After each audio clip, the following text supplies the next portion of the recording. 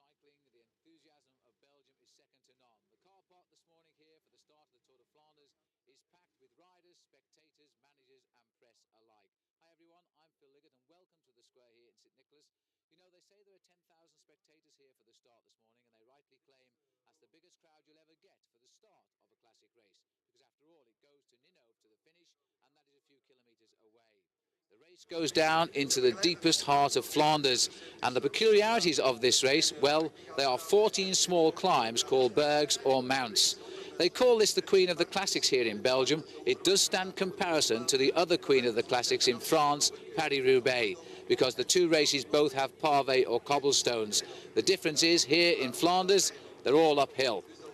Well, the race starts really for everybody with ambition to win with 85 miles to go, and then the hills come thick and fast. The last climb is the Bosberg, just 7 miles from the finish, and that was where last year Edwig van Hooijdonk springboarded away to victory. In second place was Johan Museeuw.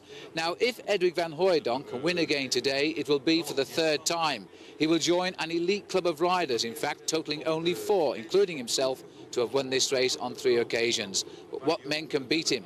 Sean Kelly could win this race. He's been second in it 3 times. He's been third in it once. He's just won Milan-San Remo. He comes here as the leader of the World Cup, and he's almost 36 years of age. There's also the champion Italian, Moreno Argentin, who won this race in 1990. Last year he won 2 of the Spring Classics here in Belgium. He's won this before. He'd like to win it again. So there are plenty of riders to take on Edwig van Hooijdonk in the fight to find out who will be boss of the Bergs. So let's join the action of the 76th running of the Tour of Flanders. And the big field in the Tour of Flanders have a lot to think about this year, because early on in the race 4 riders have built a lead of 22 minutes plus today. They are now down to 8 minutes 20 seconds. 3 riders are chasing them in between, and the distance still to go, some 53 kilometres. That's around 32 miles still to race. And the Molenberg is the next big climb on the horizon. There's now a lot of fluid movement in this bunch, but you know they've let the line run out long today. This 4-man breakaway of Hervé Meevies and Patrick Roland, both Belgian riders, Thomas Wegmuller of Switzerland and Jackie Durand of France. It was Durand who launched the first attack very early on, and they're still out in front. The gap is now coming down, and the counter-attacks are coming very, very heavily indeed from the Buckler team and from the Lotto team as they swing onto the cobblestone, and somebody slipped there. This is the climb of the Molenberg. It could well have been Edwig van Hooijdonk who missed his pedals on the climb. Guido Bontempi it was. There he is, getting his feet back on the pedals as he starts the climb of the Molenberg. A little climb, only half a kilometre, but it's a brute. And the riders now are having to tackle this with a deficit of 8 minutes 20 seconds on those 4 leaders. And they're getting to grips here. Now this is the chasing group that's trying to get away at the front, because they're really going to have to get something going now. They've been steadily knocking off the minutes on every climb so far. But they've played out a lot of line with these riders, probably because the 4 riders up front, really the only one of any note in the professional world is Thomas Wegmuller. This is Johan Museeuw, who's just dropped back here, trying to break away now in this second group. He's got with him, I think, Yellow Nidam on the far right, and the man setting the tempo here, well, that'll be Johan Capio. Capio, the winner this year of the Het Volk, and he really is coming into his own this year, developing himself with some good wins in the races. There's Nidam. Yellow Nidam, son of Henk Nidam, but he really is a superb rider now, Yellow Nidam, looking for the move that might finally eat into the lead. There's 3 riders just ahead. Well, that'll be Sammy Morels, Schmiel and Ken Gialta. They broke away just a few kilometres ago. Now these 3 are coming across, and this is a very, very good move by Lotto, because Lotto are bringing across their favourite, Johan Museeuw. They have a strong rider up there already in Sammy Morels, and if the 2 of them get together, well, these 6 could now fly from this leading group. It looks as though Museeuw, in fact, a little bit concerned about the proximity. He's waiting to see if the short, sharp climb of the Molenberg has done the damage he wanted. If he's got the gap, then he'll start putting his weight into this chase. He's going to come up right behind his teammate, Sammy Morels, and just let him know the captain's turned up, and now it's time to get on with some serious chasing. Well, they've managed to eat into that lead. As I say, 22 minutes was the original gap, 22 minutes 10 seconds to be exact. Let's have a look at this again now. Watch the centre of your picture, because this is where, in fact, Bontempi overcooks it on the bend, loses the traction on his back wheel, manages to get his foot off quick enough so he doesn't fall. He was balked a little bit, I think, by another rider on that corner. But anyway, he survived to live on. He's having a bit of trouble finding his feet again. This big man who's got tremendous form this year, Bontempi. It looks as though he might be in for a good year. Let's go back up to the chase. And in fact, these three riders are being joined. There's the 6 riders in the lead. There's a small group here coming across as well. San Remo, he comes here as the leader of the World Cup, and he's almost 36 years of age. There's also the champion Italian, Moreno Argentin, who won this race in 1990. Last year he won 2 of the Spring Classics here in Belgium. He's won this before, he'd like to win it again. So there are plenty of riders to take on Edwig van Hooijdonk in the fight to find out who will be boss of the Bergs. So let's join the action of the 76th running of the Tour of Flanders. And the big field in the Tour of Flanders have a lot to think about this year, because early on in the race, 4 riders have built a lead of 22 minutes plus today. They are now down to 8 minutes 20 seconds. 3 riders are chasing them in between, and the distance still to go, some 53 kilometres. That's around 32 miles still to race. And the Molenberg is the next big climb on the horizon. There's now a lot of fluid movement in this bunch, but you know they've let the line run out long today. This 4-man breakaway of Hervé Meeviche and Patrick Roland, both Belgian riders, Thomas Wegmuller of Switzerland and Jackie Durand of France. It was Durand who launched the first attack very early on, and they're still out in front. The gap is now coming down, and the counter-attacks are coming very, very heavily indeed from the Buckler team and from the Lotto team as they swing onto the cobblestone, and somebody slipped there. This is the climb of the Molenberg. It could well have been Edwig van Hooijdonk who missed his pedals on the climb. Guido Bontempi it was. There he is, getting his feet back on the pedals. He starts the climb of the Molenberg. A little climb, only half a kilometre, but it's a brute. And the riders now are having to tackle this with a deficit of 8 minutes 20 seconds on those 4 leaders. And they're getting to grips here. Now, this is the chasing group that's trying to get away at the front, because they're really going to have to get something going now. They've been steadily knocking off the minutes on every climb so far. But they've played out a lot of line with these riders, probably because the 4 riders up front, really the only one of any note in the professional world is Thomas Wegmuller. This is Johan Museeuw, who's just dropped back here, trying to break away now in this second group. He's got with him, I think, Yellow Nydam on the far right, and the man setting the tempo here, well, that'll be Johan Capio. Capio, the winner this year of the Hepvolk, and he really is coming into his own this year, developing himself with some good wins in the races. There's Nydam, Yellow Nydam, son of Henk Nydam, but he really is a superb rider now, Yellow Nydam, looking for the move that might finally eat into the lead. There's 3 riders just ahead. Well, that'll be Sammy Morels, Schmiel and Ken Gialta. They broke away just a few kilometres ago. Now these 3 are coming across, and this is a very, very good move by Lotto, because Lotto are bringing across their favourite, Johan Museeuw. They have a strong rider up there already in Sammy Morels, and if the 2 of them get together, well, these 6 could now fly from this leading group. It looks as though Museeuw, in fact, a little bit concerned about the proximity. He's waiting to see if the short, sharp climb of the Molenberg has done the damage he wanted. If he's got the gap, then he'll start putting his weight into this chase. He's going to come up right behind his teammate, Sammy Morels, and just let him know the captain's turned up, and now it's time to get on with some serious chasing.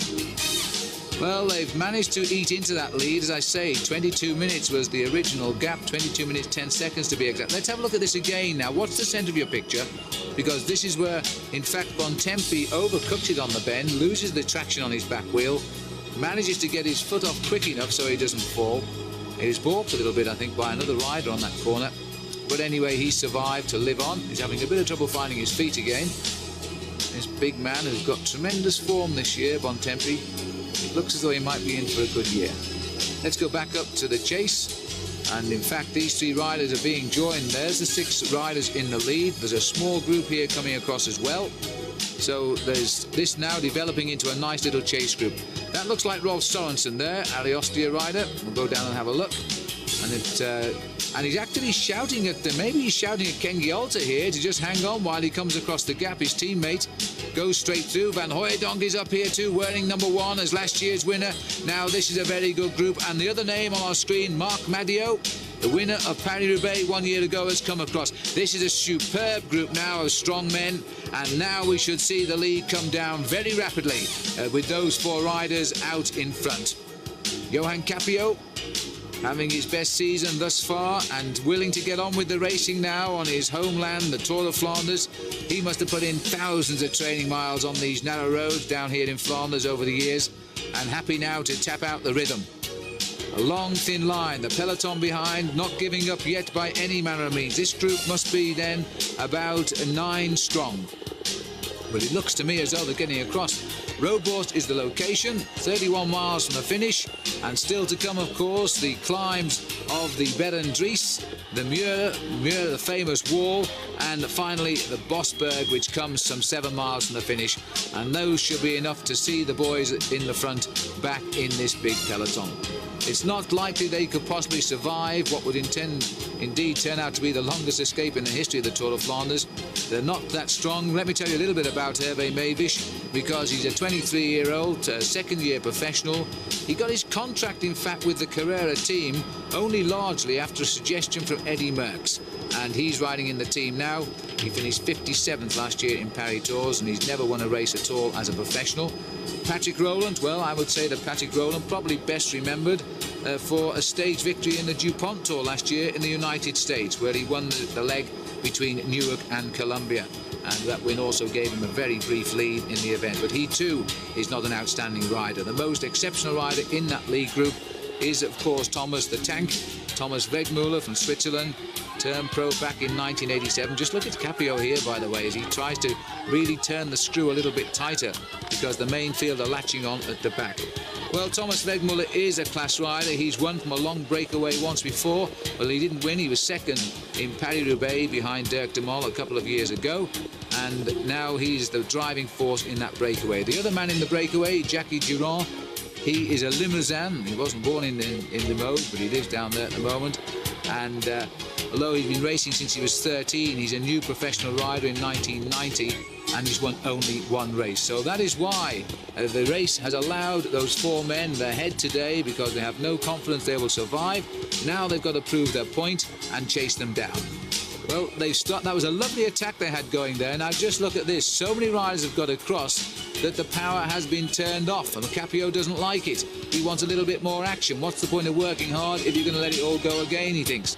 And 23 seconds is the screen there, but that, I think, is this small group which is just built up over the main field. Number 3 coming through there, and that is Frans Maassen, who's got into the picture now. So Frans Maassen, this looks like the big figure of Dirk de Wolf, who has plenty of support here in Belgium. And it is indeed Dirk de Wolf. He looks as though he's about to crush his bike there, he's so strong. Little look at the camera, little blow out of the mouth, and he's just come across. In fact, there's the 50 kilometres to go pano sign. That's 31 miles rather, from the finish. And de Wolf has done a good ride to get across this gap. Although the bunch has certainly thinned, this has got to be a very big group indeed. Capio still up here.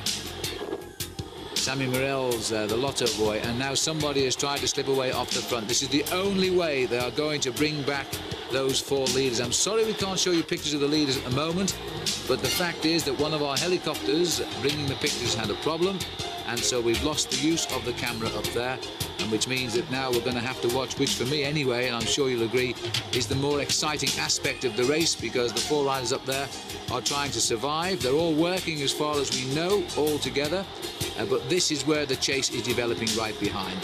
Burst de Kouter and the Overweg, well, that's the Flemish word for a level railroad crossing, and there it is, and they're safely through that one. The narrow roads of Flanders, it's superb cycling country, and if you're interested ever in taking part in the Tour of Flanders, by the way, not, I hasten to add, as a professional rider, there is a tourist trial that covers the exact same route. It's run around September, and they get many thousand of riders coming down here just to ride the same route as the riders in the Tour of Flanders. Paardenstraat, 1,300 metres of cobbled road is the next serving on the menu, and you know that's a shame that little breakaway didn't work, but they've brought it all back together again. This is Frans Maassen now tapping out the rhythm at the front. Big Frans, who turned up with a great victory in the Amstel Gold Race last year rather, and he'll be there defending his title again this time through. In fact, having said all that, this is Gerrit Sollefeld. They're very, very alike, but this is Sollefeld now who's setting the tempo. We've got Sollefeld, Van Hooijdonk, Frans Maassen, Nijdam, the kingpins behind the buckler successes, and now trying to close down on what is really three unknowns and a very experienced long-distance specialist out in front. And that is Thomas Wegmuller. And now the riders, there's two riders down there from the Motorola team. That's a good sight. They're still looking for a very elusive victory to open up their season. Second year sponsorship by the American company, of course. And last year they made such a brilliant start, especially with Phil Anderson winning so well in the early months. But there we are. They haven't won at all this year. I suppose that's the luck of cycle racing. And they're going to have to do something about wiping out the lead of these four riders pretty soon, before they get to the Bosberg indeed.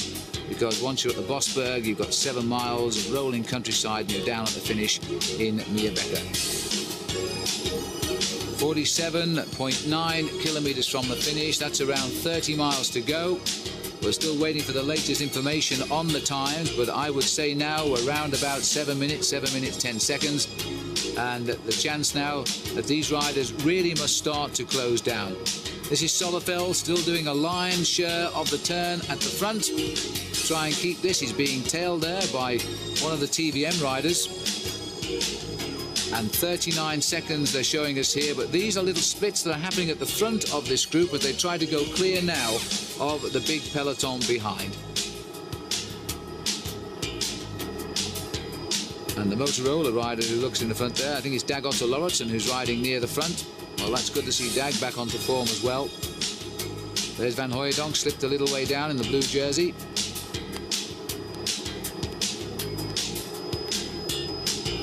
And this group has grown a little bit too ungainly now for a chase to be organised properly. Once they come off these cobblestones here at Paddestraat, the next major climb will be the Berendries, and that'll come some 32 kilometres from the finish, which is exactly 20 miles. And by then, they really need to be down to around about 4.5 to 5 minutes behind that leading four if they're going to have a chance of bringing them back before we get down to the finish. A lot of racing being done now. The whole ride, all of the riders here in a long, thin line. And there is confirmation. There's only 3 riders left. Look, Wegmuller, Meewisch and Durand. 7 minutes. Now, it's still possible indeed. That's the sort of time check I wanted to see, 7 minutes. The rider that they've dropped, in fact, is Patrick Roland, the 29-year-old from Belgium, and the stage winner of the DuPont Tour last year at Columbia. He has been dropped from that lead group, and that will be sweet news in the ears of this chase group now, because they will now feel happy that those front 4 riders are showing signs of cracking. Because you bet your life that word will have swept down through the peloton by either the motorcyclists or somebody on the roadside, but they will know that Patrick Roland has been dropped from that lead group. 7 minutes the gap now. Heading down through Uppers Hoverstraat and on through Strijpen.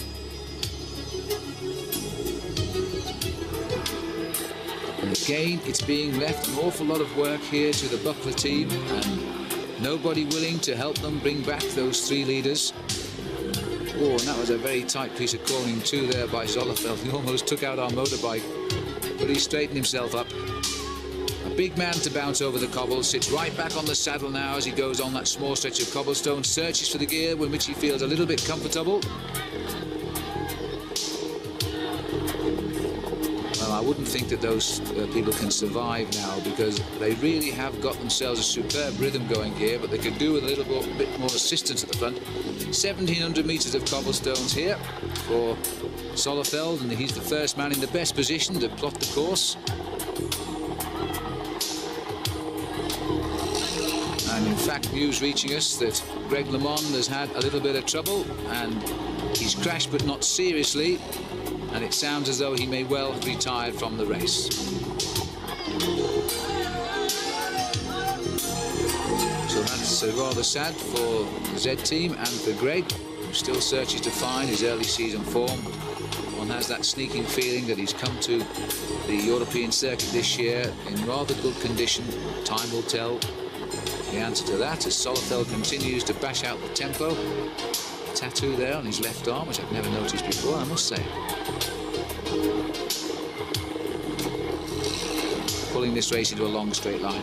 I'm surprised that nobody's trying here to get up alongside him and give him a hand, because they know now that this leading group of only 3 riders inside 7 minutes. With every turn of the pedals, the seconds are knocking off. And this, don't forget, is a long breakaway that's been out there. It was started by Jackie Durand at the 45th kilometre of the race, and that was some 30 miles into the race. And then he was joined by Wegmuller and by Mavish and then by Roland. Roland has now been dropped. And then they gained by the 90th kilometre, something like 55 miles into the race. They had an enormous lead of over 22 minutes. And since then, they've been losing ground. The question is, can they survive? And I think you get good odds at the moment to say that they will not.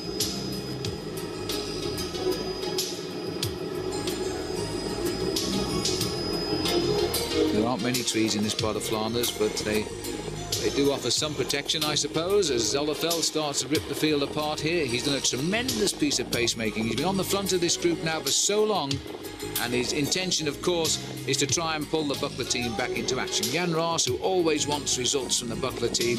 This year, Jan Raas said his team, he didn't want them to win so many races as they did last year, but he wanted them to win races of quality. Well, this would go down as the sort of race that Jan would like to see them win, because, of course, the Tour de Flanders, as it is here, the second round in the World Cup competition, the Paris-Roubaix still to come, and the winner of Milan-San Remo, leader of the World Cup, is Sean Kelly. And as far as we know, Kelly is right in the thick of it here today, although we haven't seen him, and he'll be wearing a white jersey if we do catch a sight of him, because he is the leader of the World Cup competition. This is the one race, of course, that Kelly has always wanted to win. It's the one classic that the Irishman has never had a chance. Well, I say never had a chance in, because that really is wrong. He really should have won this race in 1986 when he was beaten in the sprint by Adrie van der Poel, and Sean Kelly totally misjudged it. Kelly should have been the winner that year, and that was the first of 2 second places. His next one coming behind his friend Claude Quillion in 1987. Now that says there remain 3 hills and 2 stretches of cobblestone still to come in this year's Tour de Flanders. So they're going to have to use those 3 hills now to rip into that overall lead of the 3 riders. Zolleveld, nobody helping him, but then he's still turning out a rapid pace here, and he won't be far below 28 miles an hour. And it's time to take on a little bit of food. No, indeed, this is a map of the course he's got here, and he's just checking now to see how much remains. And a quick calculation, indeed, I would suggest, whether they can catch those 3 riders. We haven't had a time check since 7 minutes, but I would expect now to see it around 6. On towards the Berendries. This is hill number 12 of 14 of the Monts of Flanders. And this is a nasty little climb as well. It's largely asphalt, it's 900 meters, and it has a maximum gradient of 14%. Chance for somebody perhaps now to break away, because Zolleveld's been up there so long, he surely can't have a lot of strength left in his legs. He's staying up there too. He's continuing as they start the climb of the Berendries shortly.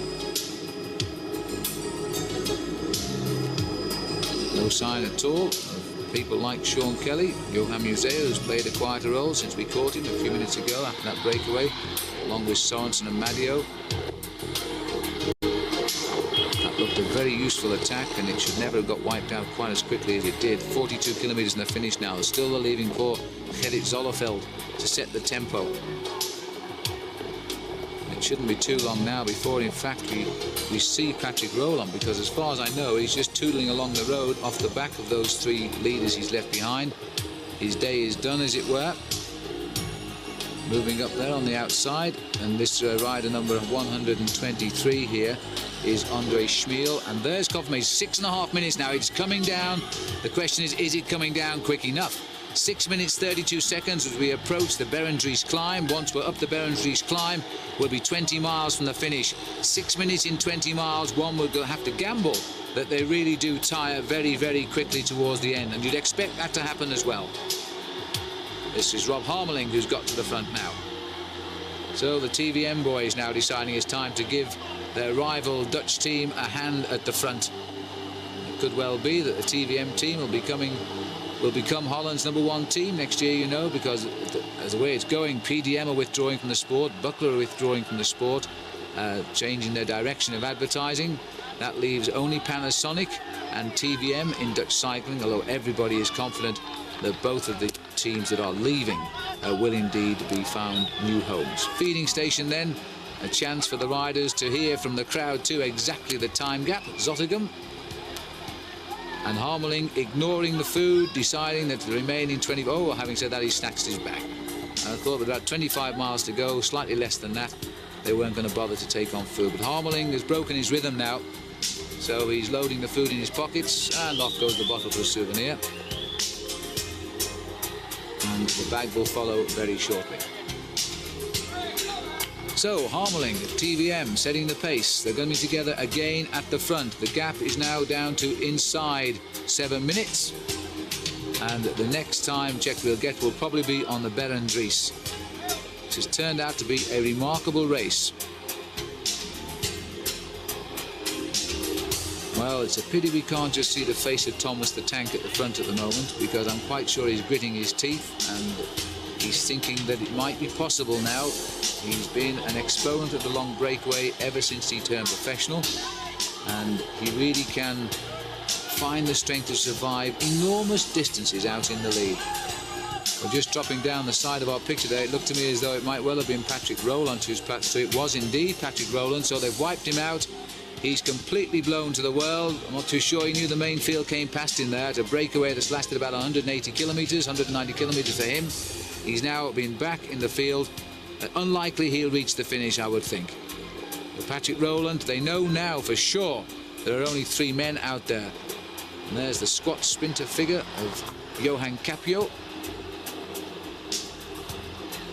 And Capio continues to really threaten to have a terrific season this year. He's had a marvellous start to the season. He got off with a great win in Het Volk. He's also had a superb win in the Flèche Brabançon. And 6:15, 6 minutes 15, it's coming down. And Wegmüller, Meewisch and Giron survive now by only 6 minutes 15 seconds of the original 22 plus. And that is the sort of time check that they need. It's got to be down to 5 minutes over the top of the Berendries, I would think. Considering the speed that this race has been going, it says an awful lot for that breakaway, you know, up front. They must have really found the rhythm despite the distance that they have ridden today. And a breakaway going here. Jesper Skibby sitting at the front, deciding if anybody's going to come and give him a hand to chase down somebody who slipped away from the front of this group. We're now through Zottegem, and there's a counter-attack coming from the Ariostia rider. We'll see who it is when he flashes by. And just have a look. This looks like it might be Rob Harmeling, who's still out in front here, having a go. And indeed it is. So he's riding very, very strongly. Just dangling off the front, hoping he can tempt away 1 or 2 big names to start a working group that might well pull back those 3 leaders quickly. Still more than 6 minutes as we make the approach now towards the Berendries. Big Dutchman, outstanding amateur rider. Looks a little bit too big for the hills of Flanders, doesn't he? But we'll see. And he's got a little group coming up towards him here. A little group, it's the whole peloton have just latched on. A long, thin line of riders. Again, they've picked up the leader, and the power has turned off that little bit. When you've got these riders out front, continuing to tap out the message, they're going to become very, very concerned about this breakaway now. They should be very concerned about it. And the team car coming through, and that in fact is the team car of one of the riders in the lead, Jackie Giron's team car, that is. And he's gone up now to tell Giron that I would think that there's a real chance that breakaway will stay away. Because Giron's gone through and Carrera's going through as well, and that's for Hervé Meewisch, and they must be quite surprised that Meewisch, who's never done anything in the world of cycling, is now up there in this breakaway, and they're going up to tell him to keep going. Again, the power has been turned off in this chase group. Well, perhaps Eddy Merckx, the great cyclist he was, has seen something in Meewisch that nobody else has seen, because it was only because Eddy actually asked Carrera a favour. They took him on board last year, and now he's finally putting in a great performance in a race in his own country, Tour of Flanders. And Again, peloton leaving the work to one man. Rob Harmeling, two on the inside here. It is Thierry Gouvenou, settling in now, a new pro last year.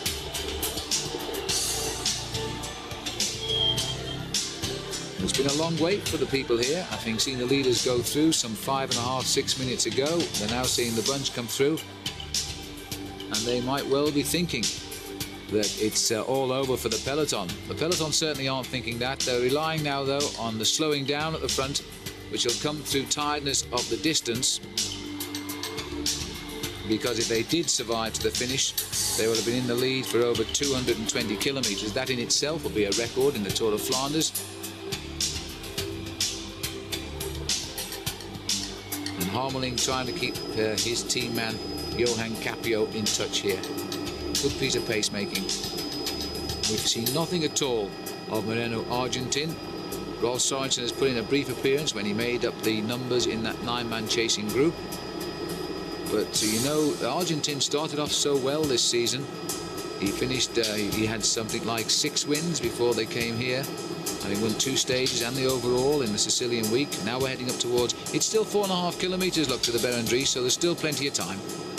Second in Milan-San Remo after Sean Kelly caught him just before the finish, and he won 3 stages in Tirreno Adriatico. That's Moreno Argentin. But since then, he's appeared to me to be losing the edge of his form. Well, at this time last year, of course, he was virtually unbeatable. Still Harmeling being left to do all of the work at the front. And there should be a change of partner if there's going to be any catching of that breakaway. Jelle Nijdam is resting some 4 back behind Thierry Gouvenou. I think that's Ralf German in second place behind Harmeling here. And now I think 5:58 inside 6 minutes. We're about 3.5 kilometres from the Berendries. So Wegmuller, Mavish and Giron, if they were beginning to think they might have this race in the bag, they want to start thinking otherwise, because the last few miles of Tour of Flanders is very, very difficult indeed. Very difficult indeed, especially with the climb of the Muur. It's a brute of a hill.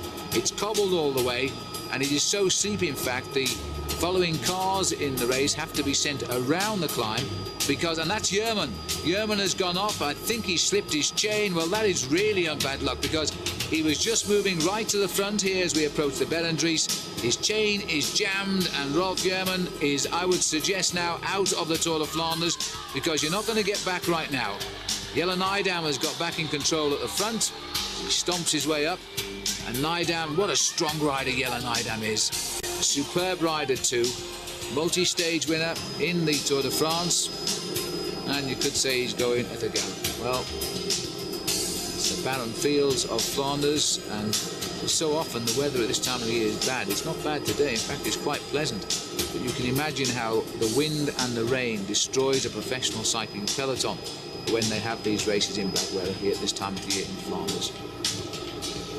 And it's exactly at this point, they're saying here, where Moreno Argentin jumped away when he won the race last year.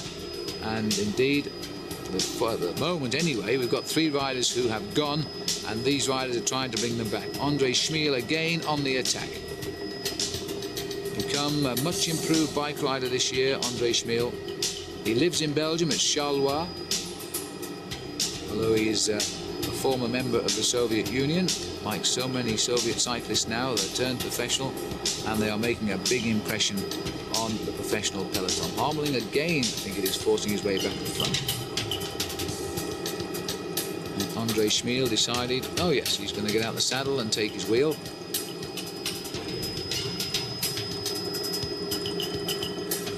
Well, they must now be eating into the lead of those 3 riders because they have never eased off for the last couple of kilometres. There's been good, solid attacking riding now being delivered by the domestiques of the big teams, and including Nijdam also putting in a lot of weight behind the chase.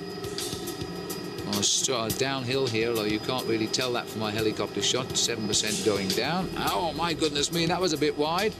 But Andre Schmiel lost his position with the leaders there as he almost overshot that bend. Very, very tight bend indeed. Caught him completely off guard. And the field now having to race. They're probably doing something like 60 or 70 kilometres an hour down this hill. Very narrow roads, and our motorcycle cameraman doing well to keep out of the way. and that's why we're taking our pictures at the moment, at least from the helicopter. Still TVM, Rob Harmeling setting the pace at the front. The rider up behind him there is one of the Gatorade riders. I don't think it's Dirk de Wolf, but in fact it is Dirk de Wolf, 162, that's him. And de Wolf also looking now for a chance to slip the field. What a strong man he is. Dirk de Wolf finished second in the World Championship in 1990, 5 minutes 15. The gap continues to tumble now. From original 22:10 was the biggest time check we had, and now it's down to 5 minutes 15 seconds. It's still possible that they'll reel those three in, because once they hit the Bosberg, they're going to hit a wall, and they will literally hit the wall when they get to the Muur, because that's what it means in the Flemish language. Muur means wall, and that's what it's like.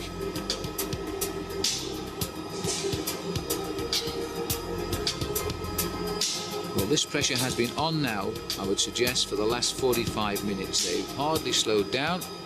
They've reduced that lead because it was something like 8¼ minutes with some 34 miles to go. And now it's down to almost 5 minutes, and we are still around about 20 miles to go to the finish. So it is very possible indeed that they will wipe this lead out somewhere around the Bosberg.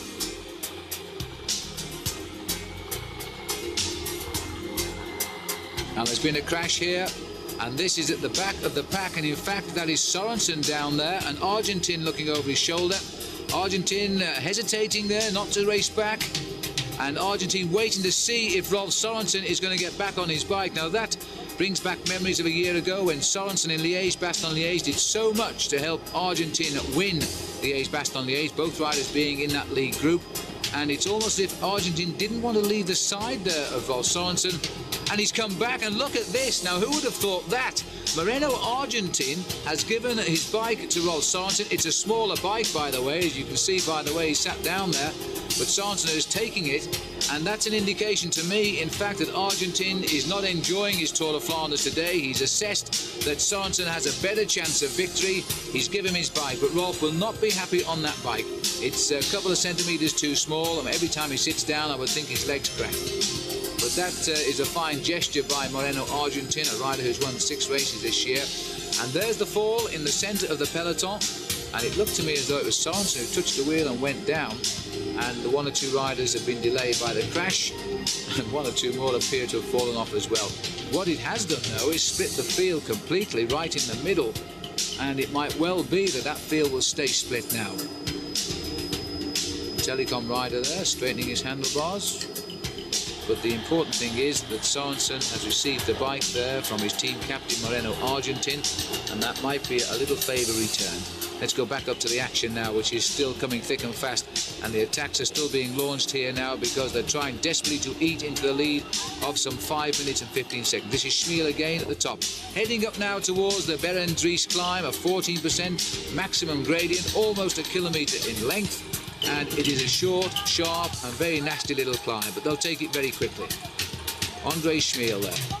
And sitting on the wheel is Stephen Hodge, the Australian rider who's come so good these last 2 years, developed to become one of the strong men of the Once team, where he rides alongside Marina Lajareta, who's riding his last season this year, and we'll all be sorry to see him go. What a marvellous rider he is, the Spanish rider. And he only won 1 stage in the Tour de France, and when he won that, he didn't realise he'd won it because he thought there were riders in front of him. So Stephen Hodge feeling very frisky now on the Berendries, Schmiel marking him nicely. And I'm wondering if at the back the race remains split after that crash there. But Stephen has gambled on holding that gear and that rhythm all the way to the top, and I think the legs just cracked. And he's now having a problem to keep turning that gear up right over the top. He's looking over his shoulder. It wouldn't surprise me very shortly he goes down there and drops it down a gear. But he's coming over the top and keeping it going nicely out of the saddle. But everybody has marked Hodge. And there goes the gear change. And the tempo he's created there is going to keep the main field here pulling back on those 3 survivors. Just to remind you, I'm sorry we can't show you any pictures at all of those 3 riders.